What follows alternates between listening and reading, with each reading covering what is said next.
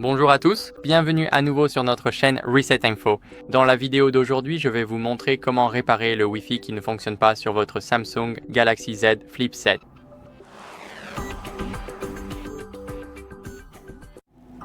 Alors, la première chose à faire, c'est d'activer puis de désactiver le Wi-Fi.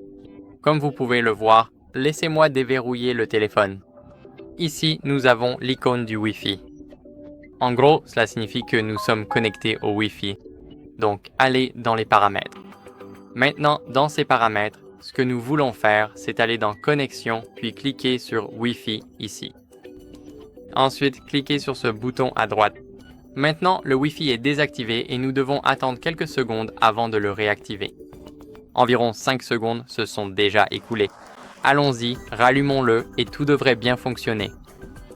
Maintenant, s'il y a encore des problèmes, vous pouvez facilement oublier et vous reconnecter au réseau en cliquant sur l'icône en forme d'engrenage juste à côté. Cliquez sur Oublier en bas à droite de l'écran, puis retrouvons le même réseau ici. Il suffit de cliquer dessus. Et ici, saisissons notre mot de passe. Je vous retrouve une fois que j'aurai entré le mien.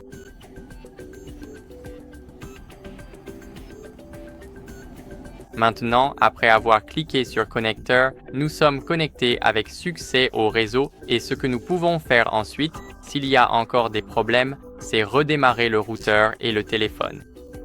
Je n'ai pas mon routeur à proximité, donc je ne peux pas le faire. Mais ce que je peux faire, c'est vous montrer comment redémarrer facilement votre téléphone. Maintenez donc le bouton d'alimentation et le bouton de réduction du volume enfoncé. Maintenez-les enfoncés jusqu'à ce que ce menu apparaisse. Cliquez sur Redémarrer et appuyez à nouveau pour redémarrer l'appareil. Je vous retrouve une fois que l'appareil aura complètement redémarré.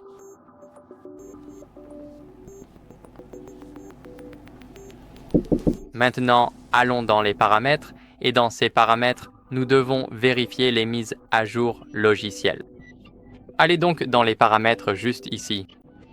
Faites défiler vers le bas jusqu'à ce que vous voyez la mise à jour logicielle, c'est presque tout en bas, et ici, cliquez sur Télécharger et Installer.